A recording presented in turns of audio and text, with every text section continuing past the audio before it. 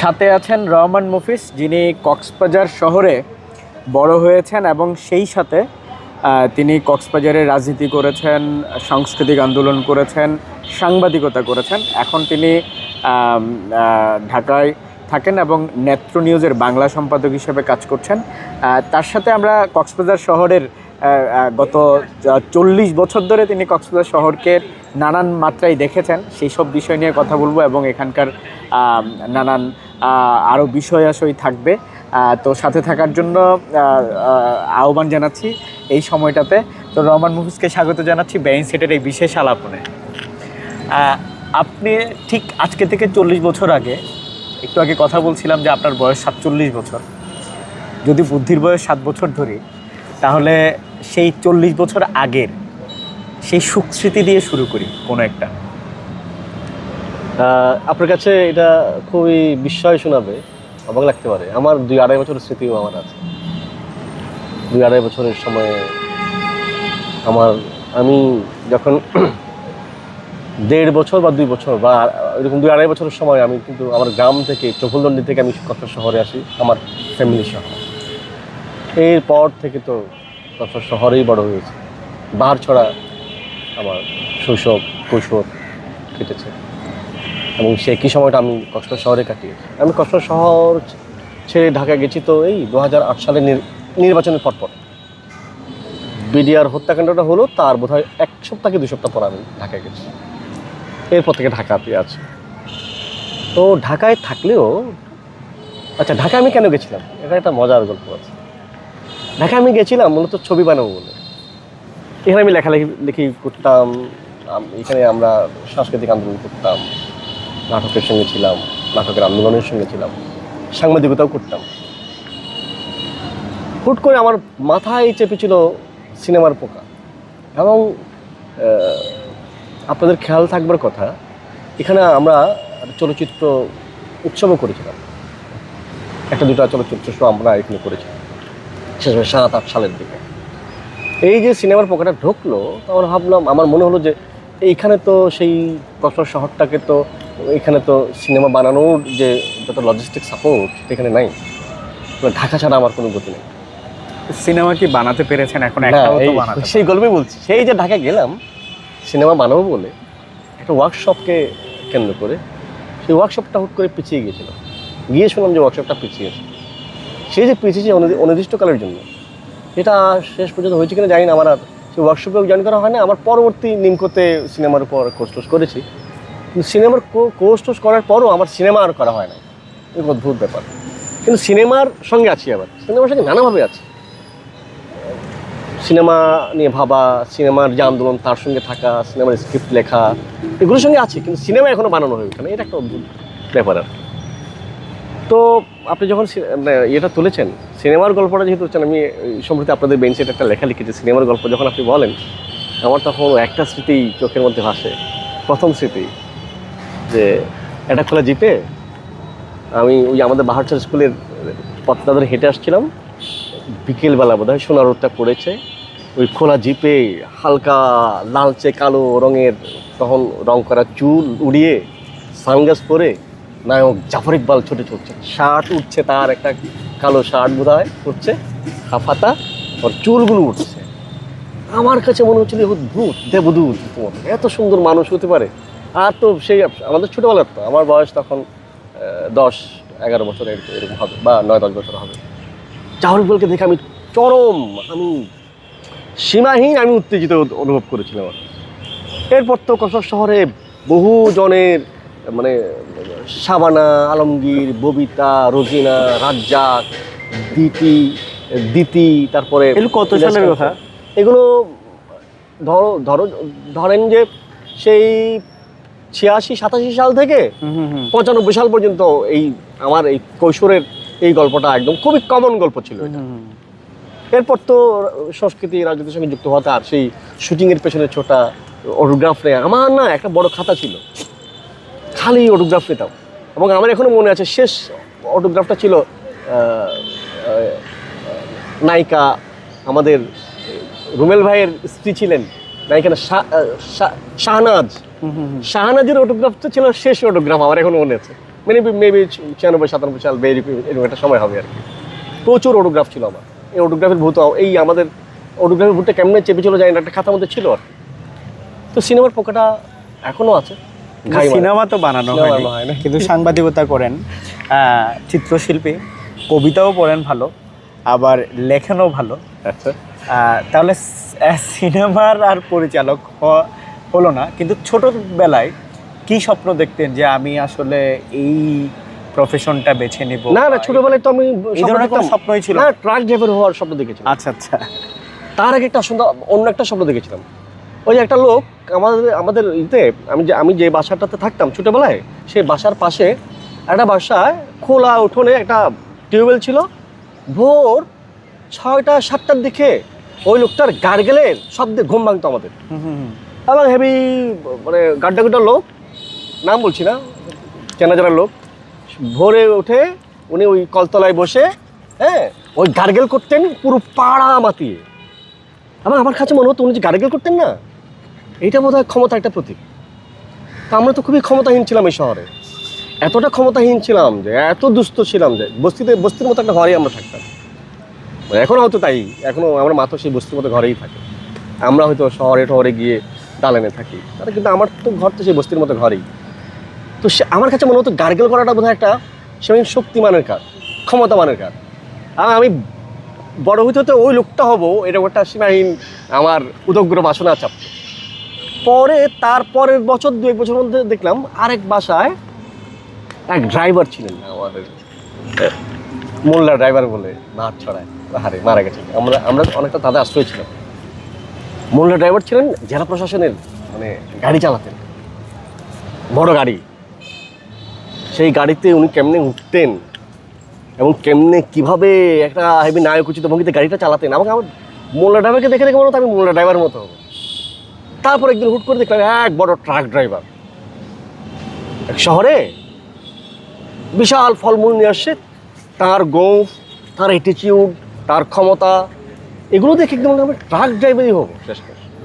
এবং সে ট্রাক ড্রাইভারের গল্প শুনেছিলাম, সেই চাঁপাইনবাবগঞ্জ থেকে সে আম নিয়ে আসছিল, এবং সে তার ট্রাক মানে এই যে পুরো বাংলাদেশ ঘুরে বেড়ানোর এবং কলকাতা শুধু ঘুরে বেড়ানোর তার গল্প যখন বলছিল, আমি বদ্ধমূল, আমার ছিল যে আমার শপথ ছিল, পণ ছিল, আমি বড় হয়ে ট্রাক ড্রাইভার হব।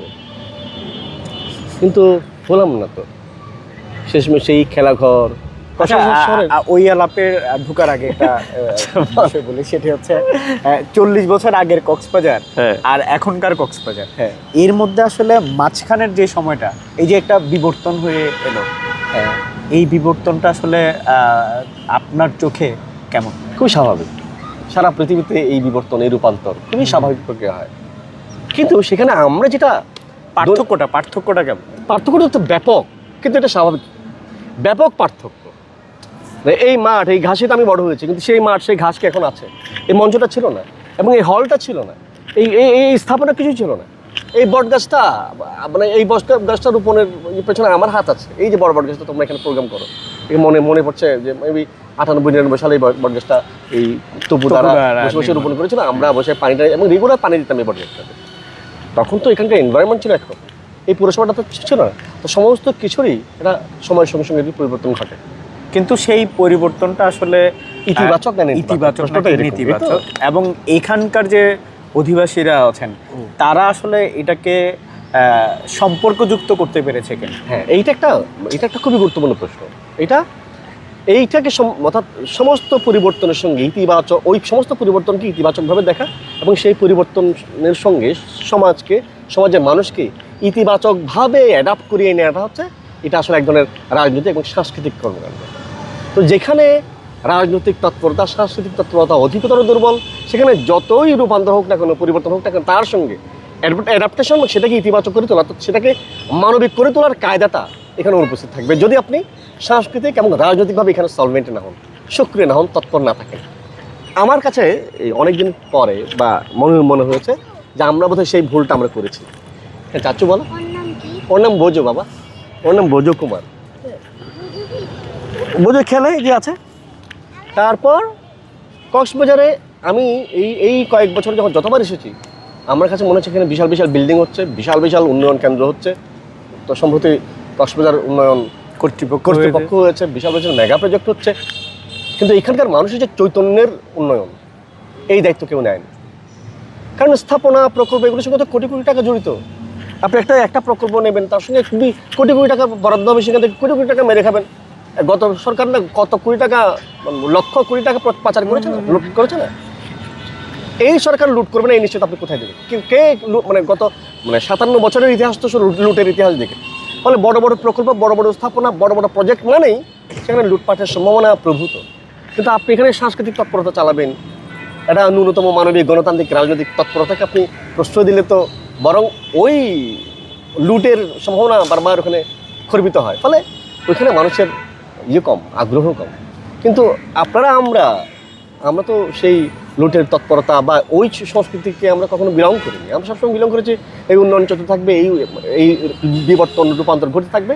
এই বিবর্তন এবং রূপান্তরকে যত বেশি মানবিক করে তোলা যায় সেটার জন্য, সেই তৎপরতার জন্য আমরা এখানে নিরবচ্ছিন্নভাবে আমরা একটা সাংস্কৃতিক তৎপরতা ছিলাম আর কি। হ্যাঁ, আপনি বেইনসাইডের যে লেখাটির কথা বলছিলেন একটু আগে, সেখানে আপনি টোকিও হাউস সিনেমা হল নিয়ে নিজের স্মৃতিচারণ করেছেন এবং এই শহরের একটি সিনেমা হলকে ঘিরে বালেগ হয়ে ওঠার একটা দুর্দান্ত স্মৃতির কথা লিখেছেন এবং সেখানে বেশ কয়েকজন মানুষ কমেন্ট করেছেন এবং নিজেদের সাথে সম্পর্কযুক্ত করেছেন। তো এই যে বিবর্তনের ধারায় এই যে শহরটার বালেগ হয়ে ওঠার পেছনে একটি সিনেমা হলের জড়িত থাকা, সেই সিনেমা হলটি বন্ধ হয়ে গেল।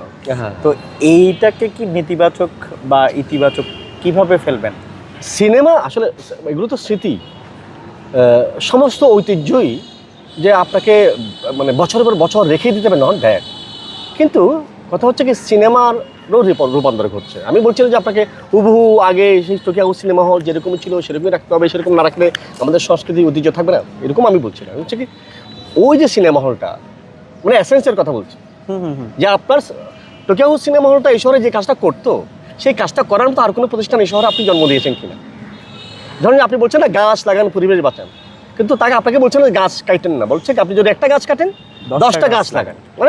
গাছ তো আপনাকে কাটতেই হবে, কিন্তু আপনি গাছ কাটার ফলে যে শূন্যতা তৈরি হচ্ছে, সেই শূন্যতা পূরণের জন্য আপনি কোনো ব্যবস্থা নিচ্ছেন কিনা? এইটা হচ্ছে সমাজের বিবর্তন বা রূপান্তর যাই বলেন না, তার এই যে সামাজিক প্রস্তুতি থাকে সব কিছুর, এটা তার সামাজিকায়ন, চিন্তার সামাজিকায়ন। এই যে শহরটাতে একটা সিনেমা হল ছিল, এবং সিনেমা হলটা কোথায় ছিল আপনি দেখেন, বাঁকখালী নদীর পাড়ে, এবং মোহনা যেটা কুস্তরাঘাট, যেটা হচ্ছে মোকাম বলা হয়, এটা বদর মোকাম বলা হয়, এটাকে বদর মোকাম, কুস্তরাঘাট, BIWTA টার্মিনাল, তারপর হচ্ছে এখানে ফিশারি আছে, ফিশারির পাশে ছিল সিনেমা হলটা। অর্থাৎ ওই মহেশখালী, কুতুবদিয়া, সমস্ত সাগরের মোকামটা সেখানে ভিড়ত, সমস্ত দেশি বিদেশি মানুষ ওখানে ভিড়ত, তারপর তার বিনোদনের জন্য এবং এইটাকে কেন্দ্র করে এখানে বাজার তৈরি হচ্ছে, এখানে জনসমাগম তৈরি হচ্ছে, প্রচুর মানুষের আনাগোনা তৈরি হচ্ছে, গম গম করতো। আমরা যখন কখনো যখন আমরা আস্তে আস্তে বড় হচ্ছিলাম, কিশোর হচ্ছিলাম, আমরা ভোরের আজান হওয়ার পর কেউ নামাজে যাচ্ছে, আবার কেউ থেকে সিনেমা হল ভেঙে গেছে, তখন বেরোচ্ছে সারা রাত এই সিনেমা হল রোডটা, যেটা আজকে অনেকদিন ধরে এটা বঙ্গবন্ধু সড়কটা গম করতো।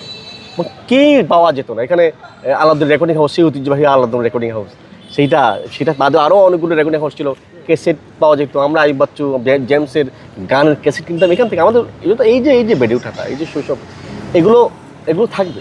আমি বলছি না এগুলো হুবহু থাকতে হবে, কিন্তু এই যে বেড়ে ওঠার আমাদের সময়ে, বলছি না যে আমাদের পরবর্তী প্রজন্ম বেড়ে ওঠার কোনো উপাদান পাচ্ছে না, কিন্তু বেড়ে ওঠার উপাদান অবশ্যই পাচ্ছে, তার মতো করে পাচ্ছে, কিন্তু সেটা কতটা মানবিক, অর্থাৎ সমাজকে মানবিকভাবে দেখবা।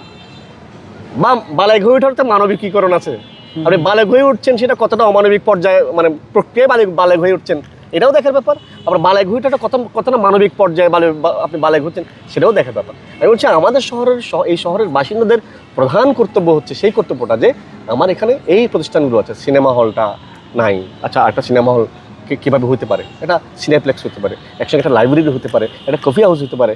এই যে এখানকার যারা শিক্ষিত ছেলে মেয়ে, তারা এসে সারা বিকেলের পর আড্ডা মারতে চলে একটা সিনেমা দেখলো, কফি খেলো, বা সিনেমা দেখলো না কফি খেলো, আচ্ছা একটা সুন্দর বেশ একটা বইয়ের আছে, আড়ত আছে, এখান থেকে একটা দুটো বই নিয়ে পড়লো। আমাদের এখানে পাবলিক লাইব্রেরিতে একসময় বই প্রতি সপ্তাহান্তে বই নিয়ে পড়ার রেওয়াজ ছিল না, জানি না এখন কি এটা আছে কিনা, এই রসটা এখানে ছিল, বিশ্ব সাহিত্য কেন্দ্র ছিল এখানে। ফলে এইটা যে কোনো শহরের সংস্কৃতিকে টিকে রাখে। আচ্ছা, সংস্কৃতিটা কি? আপনি আপনার পরিচয় যখন কোথাও দেবেন সারা পৃথিবীতে, আপনি পৃথিবীর মানুষকে আপনি মাপেন কীভাবে? তাকে জাজ করেন কীভাবে? তাকে জাজ করেন তার কালচার দিয়ে। আচ্ছা, লোকটা কতটা ভদ্র, আচ্ছা লোকটা তার কতটা বিনয়ী, আচ্ছা লোকটা কালচারালি কতটা ডেভেলপ, কার কত টাকা আছে, এটা দিয়ে কেউ কারো কালচার মানে কোনো মানুষকে জাজ করে? কার কত বড় বিল্ডিং আছে এটা দিয়ে মানুষকে জাজ করে? এই যে এটা একটা অশ্লীলতা। কার কত বড় বড় বিল্ডিং আছে এটা জাজ করে একটা অশ্লীলতা। কিন্তু কার কত সুন্দর গান আছে, কারা কত সুন্দর নাচে, এক একটা জাতির এক একটা তো দুর্দান্ত দুর্দান্ত সব, মানে তার সংস্কৃতিকে তার জনগোষ্ঠীকে চিনবার, হ্যাঁ, তো চিহ্ন হচ্ছে তার নাচ, তার গান। আমাদের এখানে হাওড়া গান আছে না, আমাদের এখানে হাইল্লা গীত আছে না, আচ্ছা তো এখানে ছিল। এবং আমাদের এখানে যে বলি খেলা, আপনি বলি খেলাকে ঘিরে এখানে যে কালচার এখনো পর্যন্ত বিদ্যমান আছে, এটা যে কত ঐশ্বর্যমণ্ডিত কালচার, আমরা এখনো এটা অনুধাবন করবার মতো চৈতন্যই আমাদের তৈরি হয় না। এইটা আমার একটা আফসোসের ব্যাপার হয়। আমি বলছি না যে এটা দোষের, বাট এটা আস্তে আস্তে তৈরি হবে এবং এটা আস্তে আস্তে তৈরি করার কাজটা আপনারা এইটাকে নিরবচ্ছিন্ন রাখতে হবে। এইটা আমরা যদি করতে পারি, এই যে আমরা যত হাপিতেশ করি, হাহুতাশ করি, আমি তো হাহুতাশবাদী লোক না, যেহেতু আমি সারাক্ষণ এই লড়াইয়ের মধ্যে থাকি। আমার সাংবাদিকতা একটা কাজ, এটা আমি করি, এটাও একটা বড় অ্যাক্টিভিজম করি। তার পাশাপাশি আমি কালচার অ্যাক্টিভিজম করি, কোনটার সঙ্গে কোনো কনফ্লিক্ট করে না বলেই আমি এখন পর্যন্ত এই দুইটার সঙ্গে আমি টিকে আছি। আচ্ছা, এই যে চৈতন্য ফেরানোর কথা বলছেন মানুষের মধ্যে, বা চৈতন্যবোধ জাগানোর কথা বলছেন, তখনকার মানুষের চৈতন্যবোধ বা 40 বছর পরে এসে এই প্রজন্মের ছেলেপেলেদের চৈতন্যবোধ, এখানে কোনো পার্থক্য দেখেন কি? অবশ্যই পার্থক্য আছে, পার্থক্য তো অবশ্যই আছে। কথা হচ্ছে যখন সময় বদলায়, যেমন একটু এখন আগের সময় তো এখন নাই, সময় বদলানোর সঙ্গে সঙ্গে তার ভ্যালু বদলাতে থাকে। মানে আপনি 5 বছরের সৌরভ তো, অর্থাৎ সময় বদলাচ্ছে, ভ্যালু বদলাচ্ছে, কালচার বদলাচ্ছে, ইকোনমি বদলাচ্ছে, সমস্ত কিছুর সঙ্গে ভ্যালু বদলাচ্ছে, চিন্তাভাবনা বদলাচ্ছে, চৈতন্য বদলাচ্ছে। ফলে এখানে সেটা ঘটবে। আমি সেটা নিয়ে খুবই ওয়ারিড না। আমি হচ্ছে কি বারবার বলছি যে আপনি সময়টাকে প্যারাডাইম শিফট একটা খুবই বড় গুরুত্বপূর্ণ ঘটনা। প্রতি 10 বছর অন্তর অর্থাৎ একটা প্রজন্ম পর প্যারাডাইম শিফট ঘটে। আমাদের পুরনো প্রজন্ম যারা, তাদেরকে বুঝতে হবে যে এখানে একটা প্যারাডাইম শিফট ঘটতেছে। ফলে তার যে চিন্তা, তার যে নতুন ভ্যালুস তৈরি হচ্ছে, তার যে অ্যাটিটিউড তৈরি হচ্ছে, সেই অ্যাটিটিউডের সঙ্গে আমাকে হয়তো খাপ খাওয়াতে হবে, না হয়তো তাকে আমার সঙ্গে খাপ খাওয়ানোর একটা বন্দোবস্ত আমাকে করতে হবে। আবার আমাকেও বুঝতে হবে, আমারও বয়স 47, আমার পরের প্রজন্মে যে এই যে কাব্যরা, এই যে উলফারা, আমাদের অনেক ছোট, এরা বড় হচ্ছে না, এদের চিন্তা, যেটাকে জেনজি বলছি, তাকে একদম নগদেই খারিজ করে দেবার যে প্রবণতা আমাদের মধ্যে আছে, হ্যাঁ, জেনজিরা ঠিকঠাক মানুষ হয়ে উঠছে না। এই যে জেনজিরা একটা জুলাই অভ্যুত্থান করেছে, তো কি তারা কি নিজেদেরকে অমুক ভাবছে নাকি?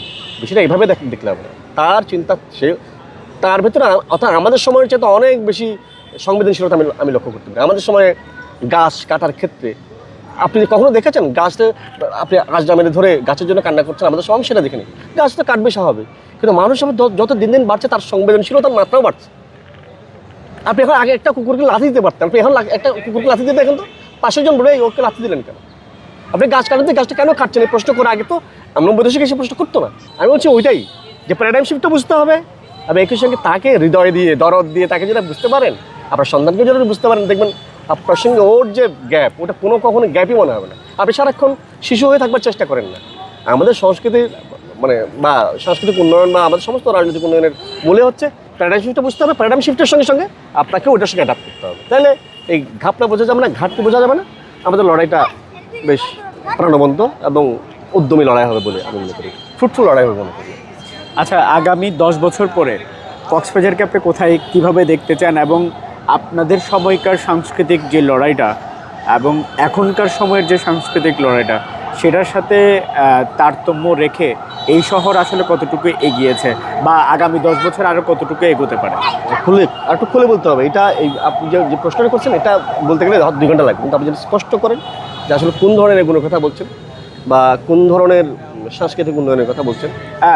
আমি যদি এভাবে বলি যে হচ্ছে গিয়ে কক্সবাজারকে এখন অনেকেই নানানভাবে চেনেন, যে এখানে রোহিঙ্গাদের কারণে একভাবে চেনে, এখানকার পর্যটনের জন্য একভাবে চেনে, এখানকার উপকূলীয় অর্থনীতির জন্য একভাবে চেনে। একদম একদম একদম। তাহলে এই আমরা যদি পর্যটনটাকে ফোকাসে নিয়ে বলি, তাহলে এখানে যখন পর্যটকরা আসবেন সে নিশ্চয়ই এখানকার উপকূলীয় অর্থনীতির কথাও চিন্তা করবে না, সে রোহিঙ্গা ক্রাইসিস নিয়ে অতটা কথা চিন্তা করবে না, কিন্তু সে এখানকার কালচারটা জানতে চাইবে এখানকার। একদম একদম একদম। হ্যাঁ, তো সেক্ষেত্রে সেটা জানানোর ক্ষেত্রে আমরা আসলে কতটুকু কি করতে পারি?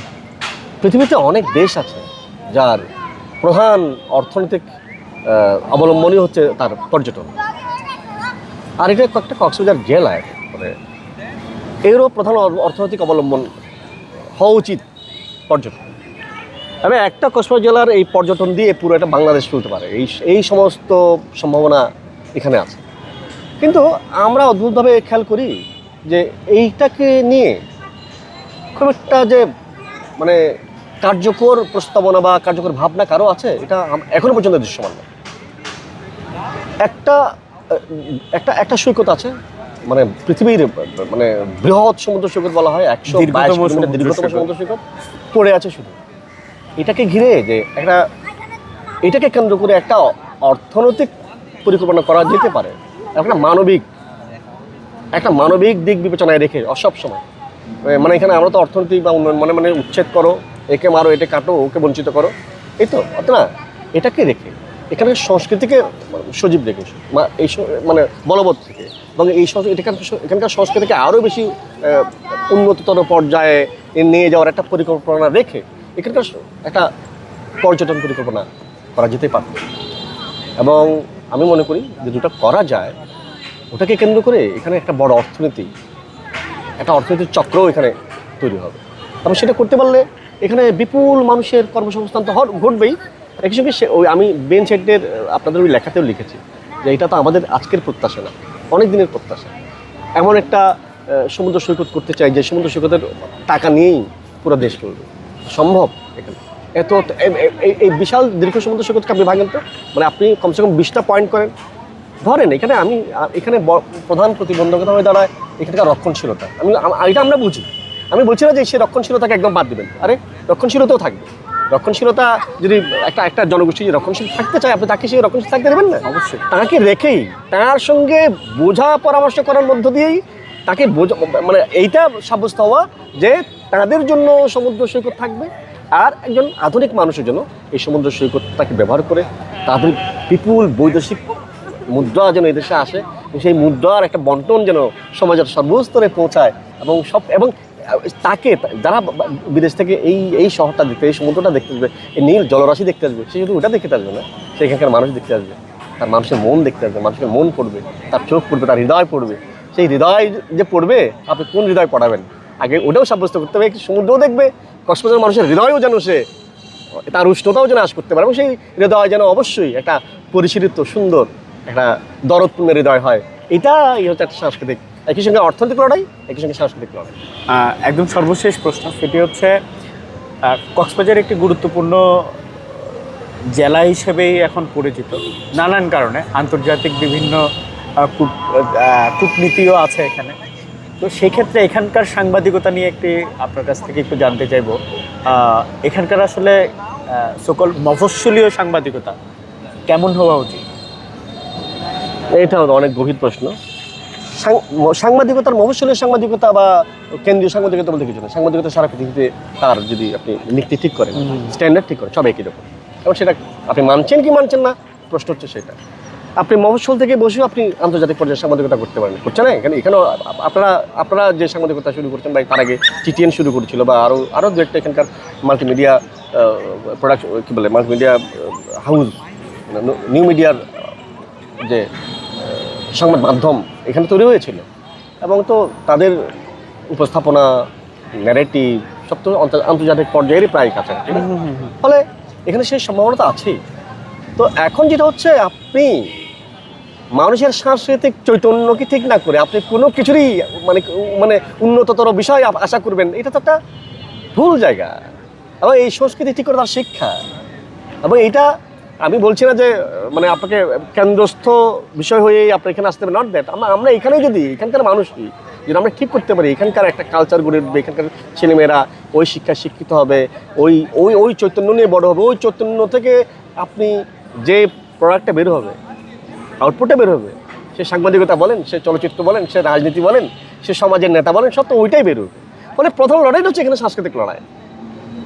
দুইটা পয়সা আর একজনের মেরে খাওয়ার যে চৈতন্য, ওটা তো বেসিক্যালি কালচারাল সংকট, তার ছোট থেকে বড় হওয়া পর্যন্ত তারই সংকট। ফলে আরেকজনের পয়সা মেরে খাওয়া, আরেকজনের উপর মাস্তানি করার যে একটা প্রবৃত্তি প্রদর্শন করা, বল প্রয়োগের প্রবৃত্তি প্রদর্শন করা, সহাবস্থানের মানে রাজনীতি সংস্কৃতি বা এটাকে নস্যাৎ করা, একটা গণতান্ত্রিক ব্যবস্থার জন্য উপযুক্ত হয়ে ওঠার যে আপনি আপনার প্রস্তুতি, সেটা না থাকাটাও তো এক ধরনের আমাদের সংকট।